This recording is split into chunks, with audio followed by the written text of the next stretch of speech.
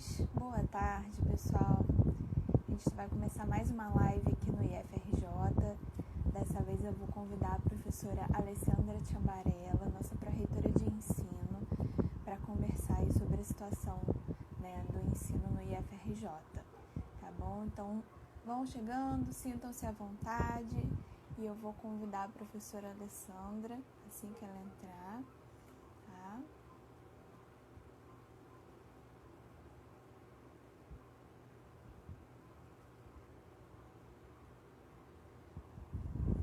Boa tarde.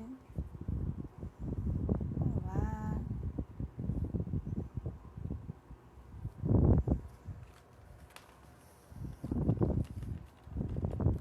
Boa tarde, pessoal. Sintam-se bem-vindos.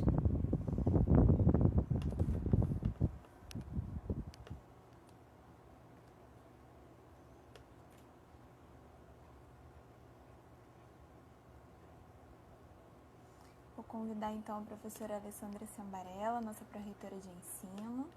Vamos conversar sobre o ensino no IFRJ nesse cenário da pandemia, tá? Vou adicionar a professora, só um instante.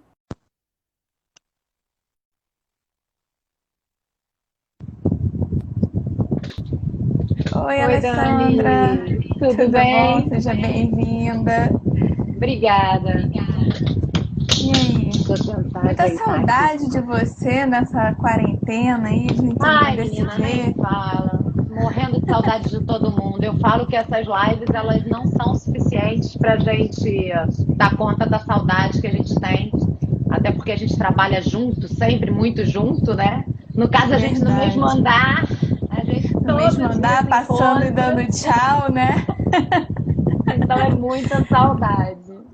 Ah, o pessoal tá falando que tá baixo, eu vou tentar aumentar aqui, vou tentar falar um pouco mais alto. É o meu áudio ou o áudio da Alessandra que vocês estão ouvindo baixo, gente? Ah, o ventilador foi mal. Vou tentar botar o fone um pouquinho mais pra frente, que tá muito calor no Rio de Janeiro, gente. É Vocês estão verdade. daqui, vocês sabem, quem não é, tá bem quente aqui. Tá, então deixa eu tentar virar um pouquinho. Coisa ao vivo é assim, né, gente? Vou tentar botar o ventilador mais pra lá e aí vocês me digam se melhorou o áudio, tá bom? Então, Ale, eu acho que dá pra gente começar, Claro. né? Acredito que, né, se o áudio estiver melhor, o pessoal pode me sinalizar aí se estiver muito ruim, mas acho que dá pra me escutar, tá? Então vamos começar, Ale. A gente separou algumas perguntas, tá, pessoal? Eu sei que muitos de vocês têm muitas dúvidas, mas a gente tentou contemplar as maiores, né, e mais frequentes dúvidas das pessoas para a gente poder falar aí nesse meio Tá tempo, né, ótimo. nessa uma hora. Então a gente vai fazer as perguntas para a Alessandra vai responder e no final, se vocês ainda tiverem alguma dúvida que não tenha sido contemplado, a gente vai tentar repassar para a Lê para ela poder responder para vocês, tá bom? Então, vamos começar, Lê. A primeira pergunta aí, né, que é a maior de todas, né? Acho que a gente vai começar já falando do calendário acadêmico, né? Que nesse cenário aí da pandemia a gente teve que suspender o calendário. E eu acho que vale relembrar o motivo dessa decisão e no que exatamente ela implica, né? Então, se você puder falar pra gente. Maravilha. Bom, Dani, primeiro a gente tem que ter clareza, né, que a pandemia é uma questão de saúde pública, né? Ela não está interferindo exclusivamente na escola, né? A contaminação, né? Ela nos obriga a um isolamento social completo, né? Completo. Então, há pouco tempo a gente vem tendo aberturas possíveis, mas logo em seguida a gente tem novos retrocessos, quer dizer, não há uma clareza evidente sobre o momento certo de abrir, como abrir as coisas, né? E no nosso caso, especialmente, a gente tem que levar em consideração que a escola é um lugar por excelência de contato, né? Eu costumo dizer que o melhor horário da gente é a entrada da escola, porque a gente está vendo os meninos e as meninas se abraçando, se beijando, eles falam com a gente troca. Na sala de aula são quase 50 pessoas ao mesmo tempo, né? No calor do Rio de Janeiro, muitas vezes em ar-condicionado. Então, a gente precisava considerar todas essas questões, né? Entendendo que as nossas unidades precisam, nesse momento, estar fechadas, né? E, em função disso, para não prejudicar o desenvolvimento das nossas atividades de ensino presencial, nós fizemos a suspensão do calendário, seguindo, na verdade, uma orientação nacional, né? Nós temos dados da ONU, por exemplo, falam que 9 em cada 10 alunos estão fora da escola. E então isso não é uma prerrogativa só do Brasil, é do mundo inteiro, né? Que está tendo que lidar com uma pandemia que a gente nunca viveu. Pois é. E a partir disso, né, a gente teve a suspensão do calendário e aí muitas pessoas começaram a questionar o porquê da gente não adotar atividades e aulas à distância nesse contexto, né? E a gente já falou sobre isso numa das primeiras lives que a gente fez, que foi realizada com o reitor, mas eu queria que você explicasse novamente, né, tendo em vista que de repente algumas das pessoas que estão aqui vendo a gente hoje podem não ter assistido essa live do reitor. Então, por favor, você pode falar um pouquinho da EAD e por que a gente não adotou ainda? Claro, claro. Primeiro, eu acho que a gente tem que ter clareza que os nossos cursos são presenciais. Eles foram construídos, pensados, concebidos, aprovados como presenciais, né? E eu tenho certeza que o Rafael deve ter dito isso na live dele, né? Até porque ele tem experiência com educação à distância. A EAD é uma modalidade de ensino completamente diferente. Ela envolve uma relação professor-aluno completamente diferente. Então, nesse processo, a conversão, né, dos nossos cursos, que hoje que são presenciais em EAD, é inviável. Nós não podemos mudar uma modalidade de ensino. Agora, a gente precisa ampliar o conceito do que a gente entende como ensino não presencial. Eu acho que é isso que é importante, né? Num primeiro momento, a gente precisava avaliar as condições de infraestrutura, de tecnologia, capacitar nossos professores, preparar nossos alunos, tentar garantir a inclusão de todos os nossos alunos. Eu acho que essa é uma premissa fundamental, né? Nós somos uma escola pública de educação profissional para todos e todas. Então, nós não podemos deixar ninguém para trás, né? E nesse contexto, a gente precisava desse tempo de maturação, desse tempo de reorganização, diante de uma situação inédita para todo mundo, né? No sentido de adequar nossos cursos, preparar nossos professores, para que a gente pudesse começar a pensar estratégias não presenciais, que não envolvem necessariamente o uso de tecnologias. É lógico que a gente sabe que o uso de tecnologias é muito importante. A gente está fazendo uso de uma delas agora, né? Eu costumo dizer que a tecnologia ela tem que ser a nossa aliada no contexto da educação. Ela não pode ser, né? Ninguém aqui tem tecnofobia, né? Ninguém aqui é contrário ao uso de tecnologias. O que a gente precisa entender é que a nossa educação ela é feita para todos e ela precisa chegar em todos, né? Então, a gente precisa criar condições reais para que cada aluno, cada aluna do Instituto Federal do Rio de Janeiro possa retomar as suas atividades escolares. E é esse movimento que a gente vem fazendo hoje.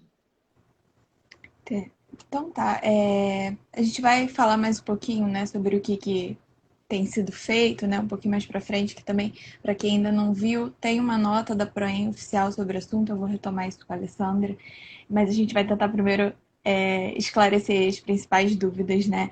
Outra coisa também que a gente tem ouvido muito, a gente recebe muito questionamento nas redes sociais em relação ao que vai acontecer com esse primeiro semestre, né, de 2020, já que a gente teve aí o calendário suspenso. O pessoal vai precisar repetir o semestre? A gente já tem uma ideia do que vai acontecer com quem deveria estar estudando nesse primeiro semestre? Então, nós tivemos 25 dias de aula, né? Se a gente pensar nos cursos semestrais, por exemplo, isso equivale a 25% do período. Isso não pode ser negligenciado, né? Eu acho que é importante que a gente entenda o esforço e reconheça que nesses 25 dias, esforços educativos de estudantes e de professores foram feitos. Então, a gente não tem essa proposta de cancelamento do calendário, né? Até porque nós fizemos uma série de ações nesse contexto, né? E aí eu acho que é importante fazer um parêntese aqui, deixar muito claro o que os meus colegas professores não estão podendo fazer são atividades presenciais de sala de aula, mas todos eles estão em atividades de trabalho remoto. Todos os meus professores, né? Eu faço reuniões semanais com diretores de ensino, eu faço reuniões semanais com fóruns dos mais diferentes do nosso instituto. Vários professores vêm propondo cursos e alternativas para a gente começar a pensar algumas atividades não presenciais. Então, assim, os nossos professores, os nossos técnicos administrativos, eles não estão parados. O que está acontecendo é que, por conta do isolamento, nós não podemos estar em sala de aula para garantir a segurança de todos nós, né? Mas nós não pretendemos cancelar semestre, até porque, nesse contexto de suspensão, né, nós fizemos 253 diplomações, nós formamos de 253 alunos do Instituto Federal do Rio de Janeiro. Isso me deixa muito feliz, eu falo isso com muito orgulho, porque isso é um fruto exclusivo de um esforço desses coordenadores de curso e desses colegiados de curso, que se organizaram para poder fazer esse movimento de colação para não prejudicar um grupo expressivo de alunos, mas, sobretudo, também da minha equipe. Assim, eu tenho uma equipe que eu sou suspeita para falar, né? Eu tenho uma equipe que é fantástica, é a melhor equipe que eu poderia ter na minha vida. Além de profissionais maravilhosos, são pessoas maravilhosas e se mobilizaram de uma forma em que nós fizemos, com êxito, 253 formaturas virtuais e pretendemos fazer outras mais, caso essa questão do isolamento permaneça. Além disso, a gente criou uma série de instruções de serviço, né, de orientações, para que as pessoas tivessem muita tranquilidade com relação à suspensão do calendário. Então, por exemplo, nós temos uma orientação que foi lançada logo no início, que diz que o nosso aluno ele pode trancar a matrícula, né? Trancar disciplinas, que isso não vai contabilizar para a integralização do curso dele. Né? Isso é muito importante, porque a gente sabe que muitos alunos estão vivendo uma situação da informalidade no emprego, a gente sabe que tem muitos alunos numa situação psicossocial muito difícil, que impede de estar realizando seus estudos. Então, a gente poder dar essa tranquilidade aos nossos alunos é muito importante, né? E nesse meio tempo, a Pró-Reitoria de Ensino continua assim, rodando, né? A gente costuma dizer que a gente uma roda giratória, a gente está o tempo todo rodando, né? A gente teve há pouco tempo agora 8 cursos de educação à distância sendo feitas pela diretoria de educação à distância, para a nossa diretoria de tecnologia e inovação no ensino, que reuniu mais de 1.500 estudantes, tanto servidores da nossa casa quanto externos. Então, nós tivemos cursos em EAD acontecendo para um número expressivo de pessoas. E agora a gente está preparando um segundo ambiente virtual, exatamente para capacitar os nossos professores e demais servidores nas novas tecnologias, né? Como uma estratégia de aliada no processo da educação. Eu acho que você já adiantou um pouco, né, que você falou que a gente teve alguns formandos aí, né, mesmo no contexto de pandemia, mas acho que é importante a gente voltar a essa tecla, porque assim como a gente tinha gente entrando no IFRJ, a gente no meio, a gente tem o pessoal que estava se formando, né, se graduando aí também, e aí, para quem estava se formando, tem algum protocolo especial? Como é que está sendo feito? Dá um pouquinho mais de informação aí sobre isso. Então, a gente está iniciando esse processo de mapeamento dos formandos, né? Dos concluintes. A gente sabe que existem algumas normativas do governo que específicas para cursos de saúde, a gente pode fazer a antecipação da colação de grau dos alunos com 75% do seu curso concluído, né?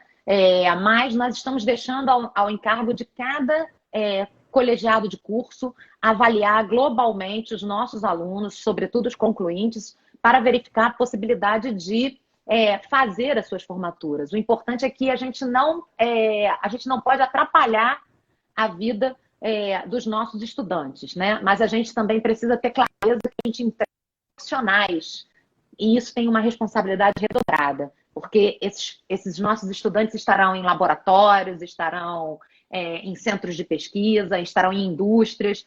A gente precisa assegurar uma formação completa e integral, no sentido de garantir que o mundo do trabalho receba os nossos alunos, né, com a qualidade que a gente espera. Mas a gente vem fazendo esse levantamento, né, e aí a ideia é que a gente faça análises caso a caso dentro dos colegiados de curso, né, com o intuito de avaliar a possibilidade da formatura desses alunos nas condições que a pandemia nos coloca. Sim. E tem quem estava entrando, tem quem está se formando, e a gente também tem aí o segundo semestre já quase chegando, né? E meio que embolando já junto com o primeiro. Então, como é que ficaria a situação aí de quem vai começar ou de quem começaria no segundo semestre aqui com a gente no IFRJ? Quem já foi aprovado nos editais que dizem respeito ao período, segundo semestre de 2020, não precisam se preocupar, né? As vagas estão garantidas. No retorno, essas pessoas estarão contempladas. Nós fizemos foi uma opção, num primeiro momento, por suspender novos editais, com a preocupação de que nós primeiro precisamos garantir condições mínimas de segurança, né, e de saúde para os alunos que já temos, né? E assim, eu não sei se todos têm clareza, nós temos num universo de alunos presenciais de quase 13 mil estudantes, né, distribuídos em 15 unidades. Então, não são poucos alunos. Então, a gente precisa, né, a nossa prioridade nesse momento são os nossos atuais estudantes. Mas, assim, os nossos futuros ingressantes tenham clareza que as suas vagas estão garantidas, eles serão alunos do Instituto Federal do Rio de Janeiro. Antes de eu mudar de assunto, né, que o pessoal que está preocupado com o Enseja, vocês vão ser contemplados. Eu vou fazer uma pergunta para a Alessandra sobre isso, mas a gente recebeu algumas perguntas aqui dentro dessa temática de ensino à distância, de atividades remotas, então eu vou repassar para a Alessandra algumas dessas perguntas, tá? O pessoal também está bem preocupado, né, com a situação da carga horária dos professores. Então, por exemplo, a gente recebeu uma pergunta se o IFRJ prevê a capacitação para os professores caso venha a adotar aulas remotas e também se a carga horária dos professores vai sofrer alguma modificação caso seja adotado atividades remotas oficialmente. Bom, eu posso responder parcialmente essa pergunta. No que diz respeito às capacitações, elas já estão sendo preparadas, né? Na verdade, a gente está atuando em duas frentes. Nós temos algumas unidades, né, que já estão fazendo cursos de capacitação, né? Eu menciono aqui, por exemplo, o Campus Rio de Janeiro, que tem feito uma capacitação no uso de ferramentas digitais, mas nós temos outros campi realizando essas atividades, o Campus Pinheiral, o Campus Duque de Caxias. A gente tem uma série de unidades que já estão capacitando os seus professores, né? Mas a gente entende que a gente tem que estender esse processo, né, de capacitação para para toda a nossa comunidade, né? Primeiro para os docentes, também para os alunos e também para os nossos servidores técnicos administrativos. Sobretudo porque a gente percebe que a gente vai ter uma nova escola, né?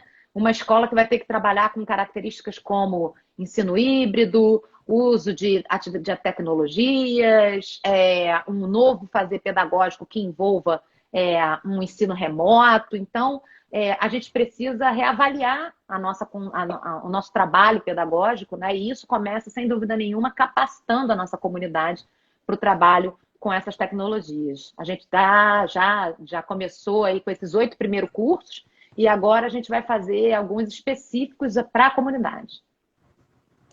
Boa. Agora, cargo Pode falar. docente, então, eu costumo dizer que as pessoas, tudo que diz respeito a docente, aluno, ensino, perguntam para a Proem, né? Eu não faço a regulamentação da carga horária docente, né?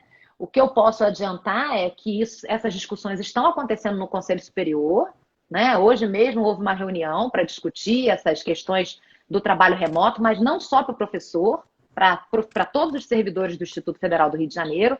E o Conselho Superior o Colégio de Dirigentes, né, que é o nosso Fórum de Diretores Gerais, e o Conselho Superior, que são os nossos conselheiros eleitos pela comunidade, vem tratando isso com muita preocupação e muita responsabilidade. Eu acho que é isso que é muito importante, né? Reconhecendo que nós estamos numa realidade adversa e que essa questão precisa ser considerada. Sim, com certeza. Acho que é isso, né? As pessoas precisam entender que a gente está diante de uma nova realidade, uma coisa que acho que ninguém estava preparado para enfrentar, ninguém nunca imaginou que ia passar por uma pandemia, né? E aí as pessoas têm que entender que tudo tem que ser repensado, tudo tem que ser reestruturado para atender da melhor maneira possível, Sem dúvida. sem impactar tanto, né? Que impacto vai ter, mas da melhor maneira possível, né? Exatamente. Dentro disso também, a gente já falou que nem todos os nossos estudantes têm aí acesso a tecnologias, né, de forma fácil para poder estudar de forma remota, né? A gente recebeu uma pergunta também sobre se a gente está pensando, né, o IFRJ está pensando de alguma forma algum tipo de programa de inclusão digital para os estudantes.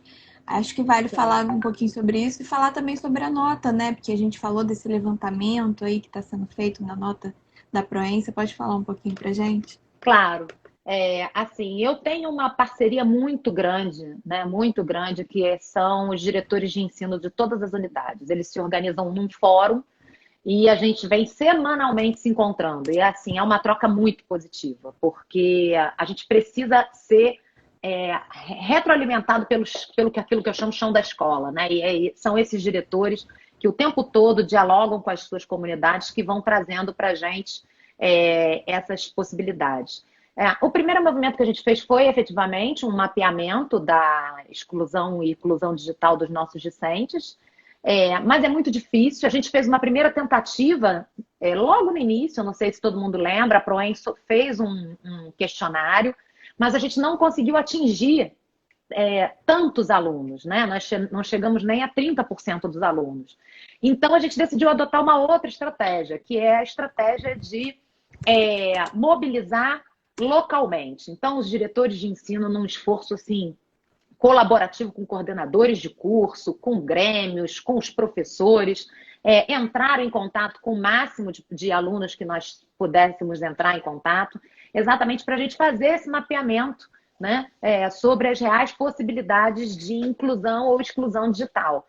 Porque é a partir daí que a gente vai começar a pensar essas alternativas, né? Alternativas que não excluam, que só incluam. Lembrando que a gente está pensando num contexto, né, de atividade pedagógica não presencial muito mais amplo do que só a tecnologia. Então, a gente pode, por exemplo, produzir material impresso e isso ser disponibilizado, né, aos nossos alunos em horários específicos. A gente pode fazer outras ações que também são importantes, né? Então, o Fórum de Diretores de Ensino fez esse levantamento a partir da consulta aos coordenadores e aos colegiados dos cursos. E a partir daí a gente decidiu fazer uma parceria, né? A gente vem trabalhando em parceria com todas as instituições federais do Rio de Janeiro, né? As universidades estaduais, as universidades federais e o Instituto Federal Fluminense, o Cefet, o Colégio Pedro II. Nós temos reuniões semanais, né? E uma das ações em parceria que nós fizemos vai ser a compra de pacotes de dados para os nossos alunos e os nossos servidores que se encontram em trabalho remoto, né? A gente sabe que não é a melhor alternativa, né? A gente sabe que tem muitos alunos que não têm computador, né? A gente precisa ter clareza do perfil socioeconômico dos nossos alunos, né? Então, eu há pouco tempo, fruto desses mapeamentos que foram feitos, eu recebi a informação de um diretor de ensino do campus, né, que 70% do nosso alunado naquele campus tem uma renda familiar mensal de até um salário mínimo, né? Então, como é que esse meu aluno vai conseguir estudar ou vai conseguir se incluir digitalmente nessas condições? A gente tem que pensar também para além, né, da possibilidades tecnológicas. Mas eu acho que a gente está começando a caminhar nesse processo, né? A gente está aprendendo junto com todas as instituições. E isso vai ser um movimento de ensaio e erro, a gente não tem dúvida disso, né? O que eu acho que precisa ser claro é que qualquer atitude que a gente adote, né, ela tem que estar voltada para assegurar, né, a educação a todos os nossos estudantes, ela tem que garantir a qualidade, a saúde mental e dos nossos servidores, né? Eu fiz hoje uma reunião com cerca de 180 servidores, e aí o uso da tecnologia é muito bom, né? Em que a gente estava discutindo exatamente essa situação. Até que ponto também os nossos colegas professores, os nossos colegas servidores técnicos administrativos, que estão vivendo o mesmo isolamento e os mesmos problemas sociais e individuais que um isolamento gera, né? Como é que eles vão se preparar também para esse contexto? Eu usei um exemplo que eu gosto muito, assim, eu sou professora de história, né? E eu uso muito imagem, uso muito vídeo, eu gosto muito de trabalhar com os meus alunos nessa perspectiva. Para eu preparar uma aula de 50 minutos, eu faço leituras e seleções de materiais para montar uma apresentação levando quase 1h30, 2 horas, né? Isso para uma aula presencial, em que aquilo ali, né, aquela apresentação vai ser um instrumento de auxílio para mim, né? Agora, imagine todos os meus colegas professores, todos os meus servidores, de um modo geral, realizando as suas atividades fins, né, exclusivamente pela internet, pelas ferramentas digitais, né? Nós não fomos preparados para o uso dessas ferramentas, até pela natureza dos nossos cursos. Então, a gente precisa ter clareza que esse movimento é um movimento que ele é gradual, né, mas ele tem que ser feito com segurança e tem que ser feito com responsabilidade, né?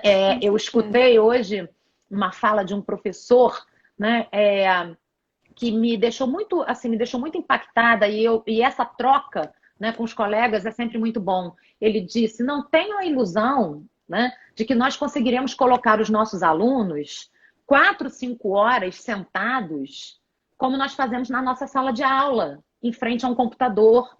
Isso vai trazer problemas físicos, problemas psicológicos. Também não acreditem que a gente vai conseguir pegar, né, a nossa aula expositiva e botar um quadro aqui atrás de mim e ficar escrevendo e dizer que eu estou fazendo uma aula, né?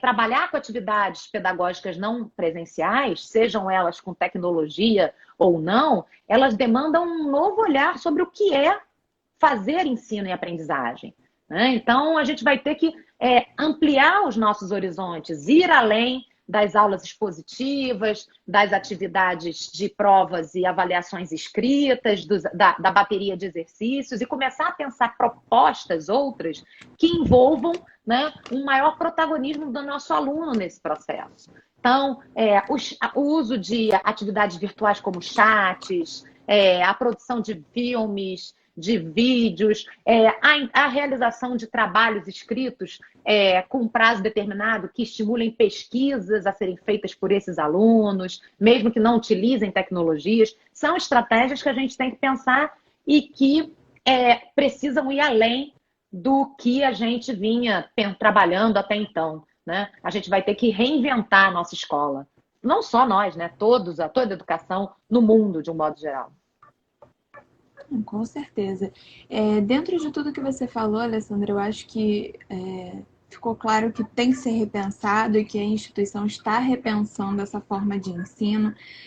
Mas até eu quero pedir aqui, pessoal, desculpas, porque a gente não vai conseguir responder a todas as perguntas, porque a gente está recebendo bastante pergunta. A gente está com uma participação bem ativa nessa live. Quero agradecer vocês por estarem aqui assistindo a gente. A gente não vai conseguir responder todo mundo, mas a gente está tentando contemplar os assuntos de forma mais variada possível, tá?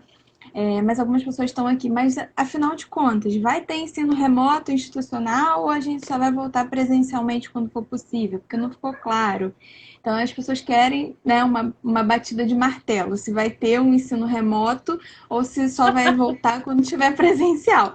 Dá pra gente bater um martelo ou ainda não? Então, aí vai ter que fazer uma live novamente com o reitor e com todo o Conselho Superior do Instituto Federal do Rio de Janeiro, assim, né? Precisa ficar muito claro que a Pró-Reitoria de Ensino, ela cria as condições para que os órgãos deliberativos do Instituto possam decidir, né? Então, eu acho que é isso que precisa ficar muito claro, né? Não somos nós, e aí eu quero sair em defesa também dos coitados dos meus diretores de ensino e dos meus próprios professores que ficam sendo pressionados. Não somos nós quem fazemos essa decisão, gente. Essa decisão é uma decisão institucional. Ela, quando for tomada, ela vai ser tomada por todo o Instituto no âmbito daquele que é o conselho que foi eleito pela comunidade para deliberar sobre todos os nossos assuntos, que é o Conselho Superior, presidido pelo reitor do Instituto Federal do Rio de Janeiro. Mas o que eu posso adiantar, né, é que nós estamos pensando efetivamente nessa alternativa, né? E quando eu digo que nós estamos pensando efetivamente nessa alternativa, nós estamos construindo, né, um diálogo com todos os campi. A gente vem analisando documentos e experiências de outras instituições, e sobretudo institutos da rede federal, porque nós entendemos que, passado esse período, né, que eu acho que foi um período longo, né, mas que não era esperado por ninguém. Hoje eu estava conversando, né, com o Rafael, e a gente se deu conta exatamente disso, né?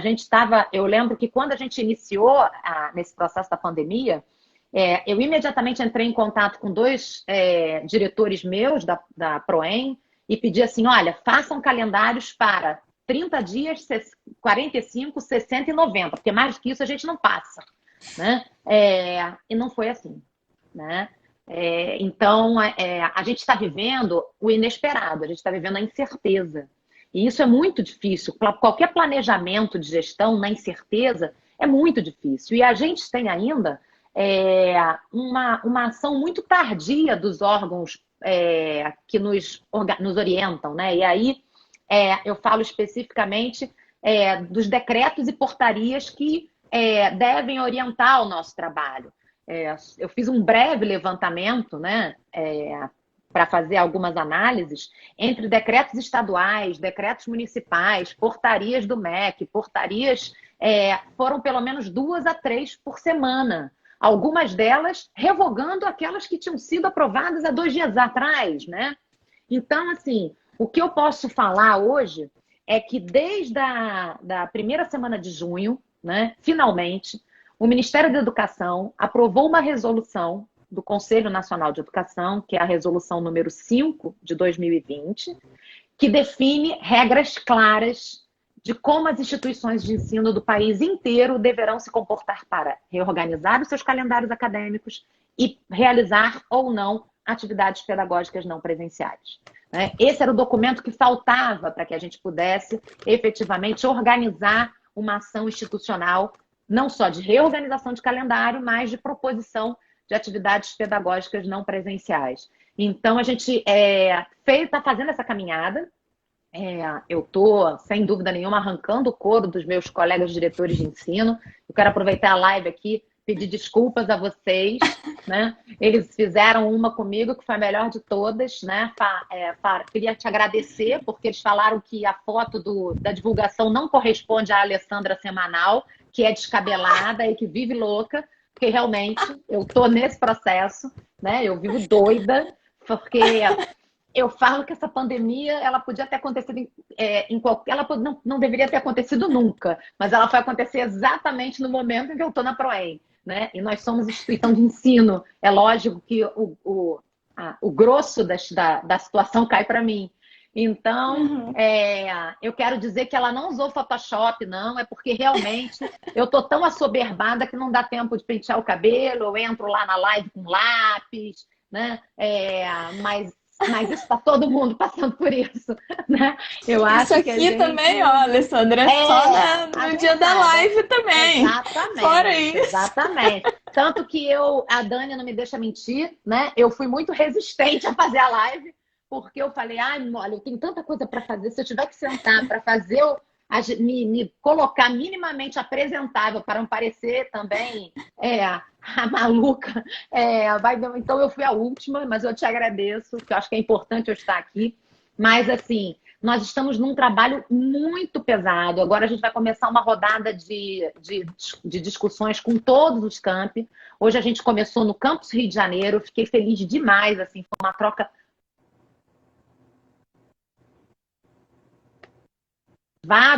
a fazer a entrar nesse processo de atividades pedagógicas não presenciais, ver outros colegas que até entendem a importância, mas entendem também que nós temos que garantir isso para todos os alunos e com qualidade. Então, a discussão está sendo feita, né? Nós vamos percorrer todas as demais unidades que nos convidarem, para a gente fazer o diálogo franco, o diálogo aberto, entendendo que essa é, sim, uma possibilidade que a gente tem que usar, mas a gente precisa se preparar para isso, né?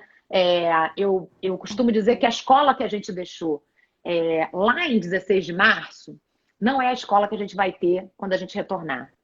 Ela não é mais a mesma escola, né? Então, todo aquele material, toda aquela vibração, todas aquelas atividades que aquele professor preparou lá em 16 de março para as suas aulas presenciais, para as suas aulas de laboratório, e a gente sabe como os professores vibram nas suas salas de aula, quando estão trabalhando seus conteúdos, eles estão limitados por uma ação de isolamento social. Então, eles também estão nesse movimento de reorganizar todos os seus materiais, todas as suas práticas pedagógicas, para que a gente possa voltar, né, ou pelo menos oferecer atividades que busquem o acolhimento dos nossos alunos, né? Estratégias de recuperação de aprendizagem, estratégias de avaliação diagnóstica para analisar os efeitos psicossociais que interferem na aprendizagem. A gente sabe que muitos alunos virão com defasagem de aprendizagem. O que a gente não pode é fazer um processo acelerado que não funciona, né? Basta pegar os jornais, a gente vê aqui na maioria dos estados que adotaram o ensino, né, remoto, não, de forma digital, mais de 50% dos alunos não estão participando, né? Deu uma travada, Seja porque Lê. perderam... Deu uma travadinha. Desculpa, Você onde eu falou parei? os estados que adotaram o ensino remoto, aí cortou na estatística. Então, tem estados que em até 60% do alunado não participa das atividades, né? Então, qual é a real eficácia, qual é a real qual é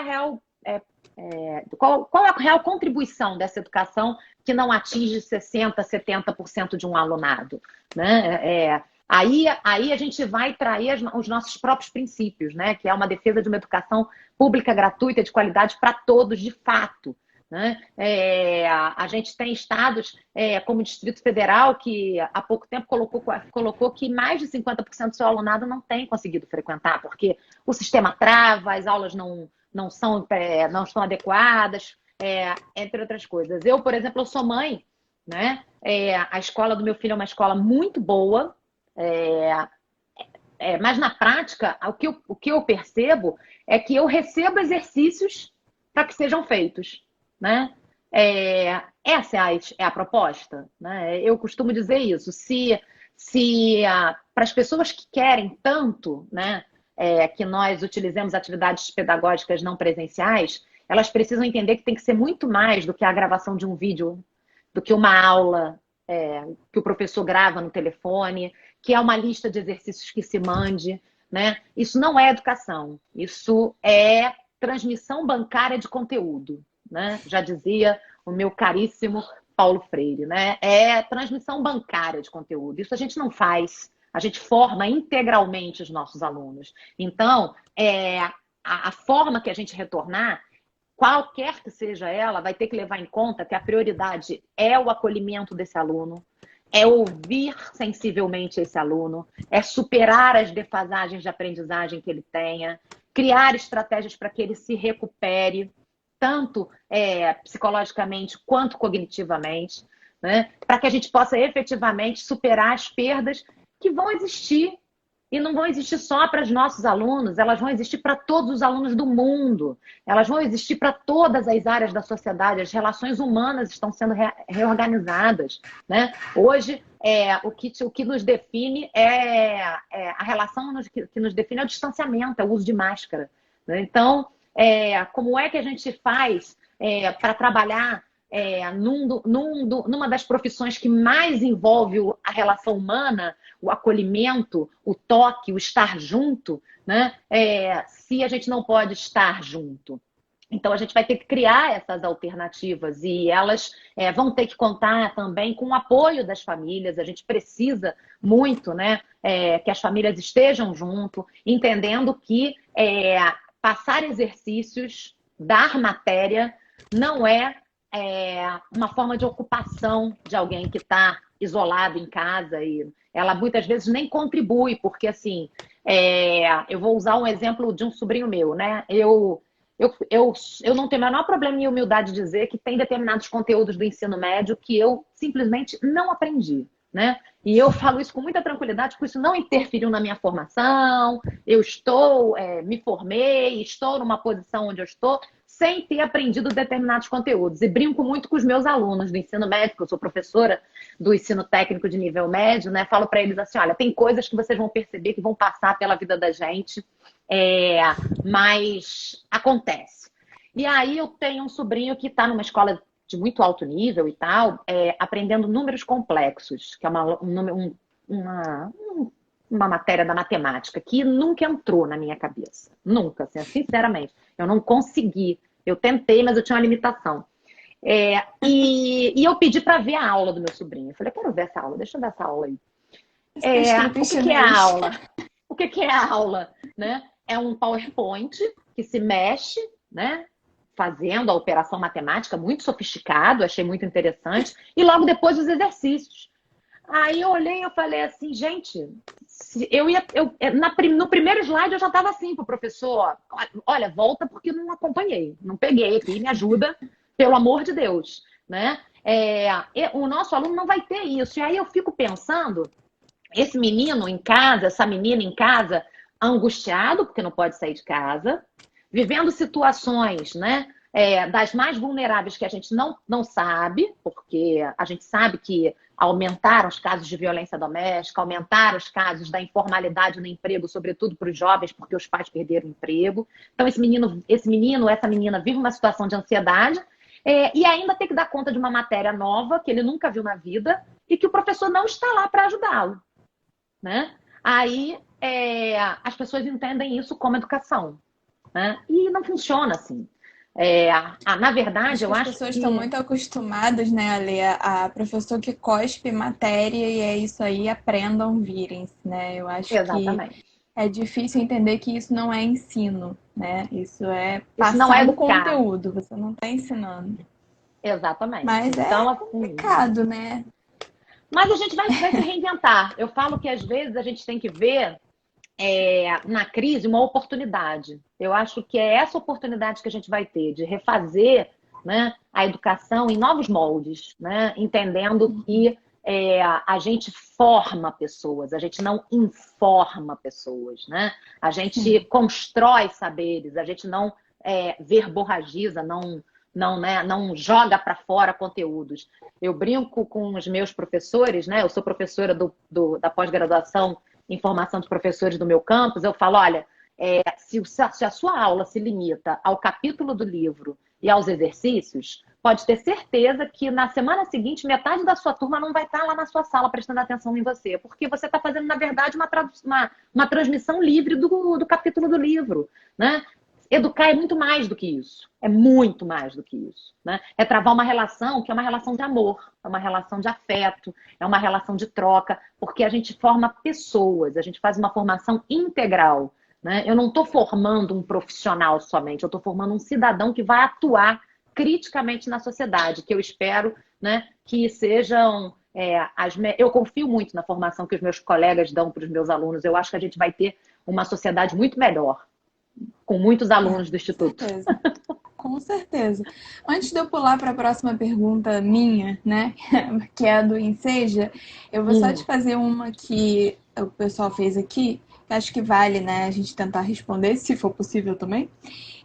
Estão perguntando se tem possibilidade de ensino integral quando a gente retornar para poder recuperar o período perdido.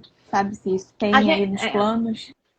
Então, essa é uma das possibilidades também. É importante assim que as pessoas entendam que nós estamos, que o nosso Conselho Superior ele iniciou o processo de construção de um plano, né, para enfrentamento à Covid-19, que tem 3 grandes dimensões, né? Humanização, ações pedagógicas e infraestrutura. E cada campus vai ter uma comissão local que vai pensar todas essas dimensões. Porque cada unidade nossa, ela é uma estrutura arquitetônica diferente, né? O único campus nosso que foi inteiramente construído no padrão esperado dos institutos é o campus Niterói, né? Né? Que é novo, né? A maioria dos nossos campi estão em CIEPs ou em prédios muito antigos, né? Prédios e construções anteriores a conceitos como acessibilidade arquitetônica, né?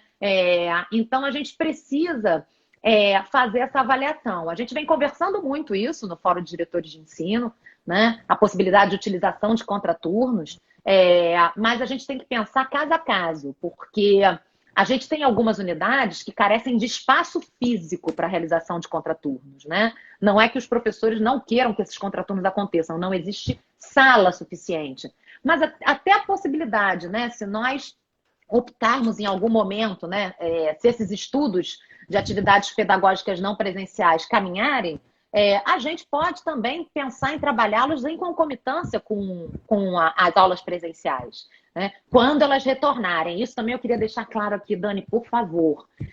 Eu não tenho bola de cristal, eu não tenho a menor ideia de quando a gente volta. Assim, eu só garanto a vocês o seguinte: a gente só volta com segurança, sem colocar em risco a vida de ninguém. Acho que isso é fundamental, né? Eu volto a dizer que isto é uma questão de saúde pública, né? Está interferindo na economia, está interferindo nas relações sociais e também está interferindo na escola. Nós estamos num processo que já batemos mais de 1 milhão de pessoas contaminadas, né? Então a gente não pode negligenciar isso. Tem uma pessoa do lado, né? Várias são as pessoas que relatam que ao seu lado morreu uma pessoa com Covid-19. Então, eu jamais arriscaria qualquer pessoa da minha comunidade, seja o meu estudante, seja o meu servidor, seja o familiar do meu servidor, com uma proposta de retorno irresponsável. Tá certíssima. Sinceramente, nesse ponto, o jornalista não deve emitir opinião, a menos que seja uma coluna ou um editorial, mas nesse ponto eu acho que tá certíssima. A vida, a saúde em primeiro lugar, né? Até porque ninguém vai poder estudar morto, né? Então, vamos priorizar a vida, né, dos nossos filhos, dos nossos parentes, enfim.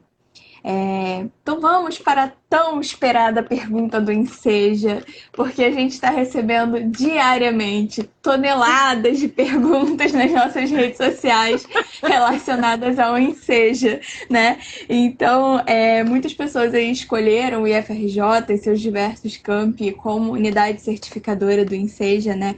Eu queria que você falasse qual é o posicionamento do Instituto sobre a solicitação, emissão e entrega dos certificados de Enseja nesse momento atual. Bom, primeiro deixa eu deixar claro uma situação, né? Em alguns municípios, algumas cidades, o Instituto Federal é o único certificador do Enseja, porque aquele que poderia ser o maior certificador de Enseja do Estado do Rio de Janeiro, que é a Secretaria Estadual de Educação, ela não está fazendo, né? E nem todas as instituições que compõem a rede federal estão fazendo certificação do Enseja. E nem todas as minhas unidades estão fazendo certificação de Enseja. A gente tem 5 ou 6 heróicas unidades, né, que estão nesse movimento. E em função disso, a gente sempre teve um volume muito grande de pedidos de certificação. Todas as unidades elas estão mobilizadas nesse processo, né? Porque isso envolve a presença de servidores, né, dentro da escola. Isso é uma questão perigosa, porque ele precisa pegar um transporte público, ele precisa falar com pessoas o tempo todo, cada pessoa que vai lá buscar o seu certificado, né? A gente precisa, como eu falei logo no início, garantir a segurança de todos, né? Seja dessa pessoa que está pegando um transporte público para ir ao nosso campus para pegar um certificado, seja o nosso servidor que está lá na secretaria, né, emitindo 2.000 declarações. Sim, eu tenho campos que têm 2.000 declarações para serem emitidas, né? E a gente continua fazendo esse movimento. As declarações, elas continuam sendo preparadas, mas dentro do contexto que cada unidade consegue dar conta, com um número muito reduzido de servidores, né? A gente tem muitos servidores em grupo de risco, e isso aí impede completamente que ele esteja no campus, ele não pode se aproximar no campus, né? Quem está em grupo de risco, ou tem alguém em casa em grupo de risco, então isso reduz consideravelmente o número de servidores que a gente tem. Mas ainda assim, a despeito disso, eu conversei com todos os diretores de ensino que estão certificando e eles continuam com esse processo, só que ele vai ter uma demora maior. Assim. Eu queria muito dizer a vocês que isso vai efetivamente acontecer por conta dessa excepcionalidade, né? Mas que todo esse movimento vem sendo feito e as certificações elas não vão parar, né? Enquanto houver certificações que foram solicitadas anteriores, elas vão ser encaminhadas dentro dos limites que são possíveis às unidades certificadoras. Então, por enquanto, acho que as declarações estão sendo preparadas, mas para entregar tem que esperar um pouquinho ainda. Sim, sim. Dentro desse cenário, né, que a gente está vivendo. Acho que tem muita gente preocupada também, principalmente com o campus Belfor Roxo, que é uma dessas unidades certificadoras, que a gente teve aí um problema que saiu, e que né, nós na estamos mídia. lutando para que continue sendo não só uma unidade certificadora, mas um campus também, né? Pois é. E aí Queremos... muita gente fica preocupada com essa situação do campus. Ah, mas e se o campus fechar? Acho que vale a gente reforçar que a gente está lutando para que o campus continue atendendo o município, né, Eu vou Ale? dizer para vocês que para tirar o campus da gente vai ser difícil. A gente vai lutar bastante a gente vai dar trabalho para poder tirar aquele campus da gente, porque ele é um campus que é muito querido, né? O nosso campus de arte e cultura, um campus completamente diferente do que a gente tem das outras unidades, assim, com uma equipe que é uma equipe guerreira que está lá, né? Eu acho que todo mundo acompanhou esse processo, né? Nós não conseguimos construir porque não recebemos licença, e a despeito disso tudo, a gente tem um corpo docente, a gente tem técnicos administrativos, a gente tem um diretor geral, uma diretora de ensino queridíssima que eu amo, que estão lá lutando para manter aquele campus, né? E os alunos também, eles têm um amor por aquele espaço. É isso que move a gente a dizer que a gente vai dar muito trabalho ainda para a prefeitura para tirar o campus da gente. Vamos batalhar, né? Afinal de contas, Sempre. ensino público no país que a gente vive não existe se a gente não batalha por ele, né? Infelizmente, a gente tem que Exatamente. batalhar muito. A gente está se encaminhando aí para os nossos últimos minutos da live. Eu peço desculpas novamente porque a gente não conseguiu responder a todo mundo, porque a gente teve muitas perguntas, mas eu acho que as dúvidas principais a gente conseguiu aqui falar um pouco e tentar, na medida do possível, esclarecer e dar uma satisfação para as pessoas, né, que estão ansiosas, que estão nervosas com a situação que a gente está vivendo, né?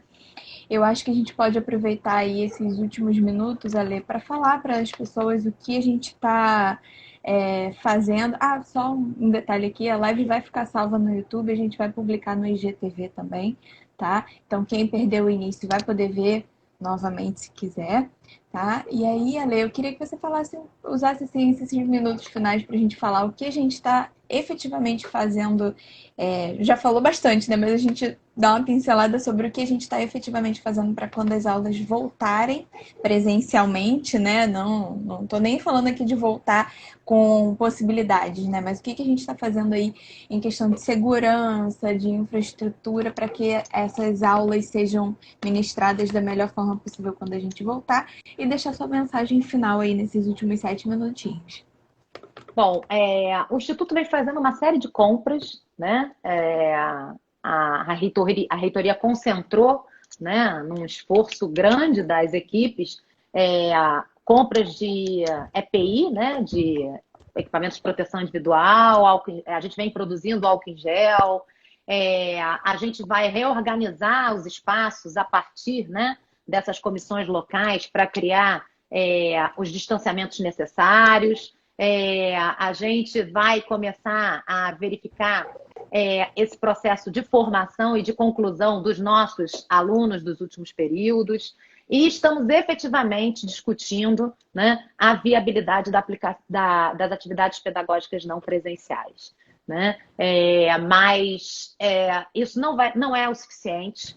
Né? A gente nunca vai chegar a uma solução ideal, porque nós estamos vivendo uma situação, como eu falei no início, que nunca foi vivenciada. Então, não existe modelo para a gente seguir, né? Forma melhor de fazer. A gente vai ter que fazer essa dinâmica no ensaio e erro. Eu só acho que a gente tem que fazer isso sempre com muita responsabilidade. Eu costumo dizer que, como pró-reitora de ensino, eu sou mãe de quase 13 mil alunos. Né? Eu sou mãe de todos eles. Então, como mãe que eu sou de um só, mas no meu caso, desses 13 mil, eu não posso permitir que nenhum deles adoeça ou, o que é pior, morra por uma ação irresponsável que qualquer um de nós, gestores, possa tomar. E essa é a orientação que a gente vem tomando em todos os fóruns e todos os colegiados. Eu percebo muito essa preocupação de gestores nos campi, dos professores, dos servidores, né? Dos meus colegas pró-reitores e, de última instância, do próprio reitor. A nossa preocupação é com a vida, né? Com a preservação da vida de todas essas pessoas que representam a nossa comunidade, né? Que são os alunos, são os servidores e também são os familiares dos nossos alunos e servidores que, direto ou indiretamente, têm contato conosco. Né? A gente não vai abandonar ninguém no caminho. Né? Ninguém solta a mão de ninguém, né? A gente continua junto, mas a gente precisa fazer isso com responsabilidade. A gente precisa fazer isso garantindo a inclusão de todo mundo e, sobretudo, a gente precisa fazer isso garantindo que o Instituto Federal do Rio de Janeiro continue desenvolvendo a educação pública gratuita e de qualidade para todo mundo. Assim, não vai ser uma pandemia que vai me parar ou parar nenhum dos nossos colegas da comunidade na oferta de uma educação de qualidade. A gente tem essa defesa, a gente tem o Instituto Federal no coração, né? E a gente sabe o quanto a gente luta para ele ser um referencial em muitas cidades, em muitos municípios. E é movido por essa paixão que a gente tem, que a gente vai fazer o melhor para toda a comunidade, com toda certeza. Não se preocupe. Muito obrigada, Lê, pela sua participação. A gente lamenta que a gente não consegue responder todo mundo. É uma hora só de live. Se não, o Instagram quica a gente. Então, na medida do possível, a gente tentou contemplar as principais dúvidas, tá, gente? Lembrando que a gente tem os canais oficiais. A Pró-Reitoria de Ensino também está disponível aí para quem precisa tirar alguma dúvida. No site do IFRJ tem os contatos da Pró-Reitoria, tá? Então, quem ainda tiver dúvida, precisar falar com a Pró-Reitoria, só ir lá no site do IFRJ que tem os contatos da Proem, tá? Muito obrigada, Alessandra. Adorei te rever, Dani, ainda que virtualmente. Tá bom? Olha, quero te agradecer pessoalmente, porque eu não fazia ideia de como usava isso, e você me ajudou muito, viu? Eu sou uma dessas analfabetas tecnológicas que será capacitada para poder trabalhar com essas mídias sociais, porque eu não fazia ideia. Eu morri de medo, gente, eu confesso, de dar algum erro aqui, entendeu? A gente também está aprendendo, a gente também está ensinando, na medida do possível a gente está buscando alternativas aqui para continuar fazendo o nosso trabalho da melhor maneira possível, ainda que de forma remota, né? Então, muito obrigada a todos, obrigada, Alessandra, até a próxima. Obrigada, gente. Se cuidem, fiquem em casa. Se cuidem, fiquem em casa. Por favor. Tchau, Dani. Tchau, Ale. Até a próxima.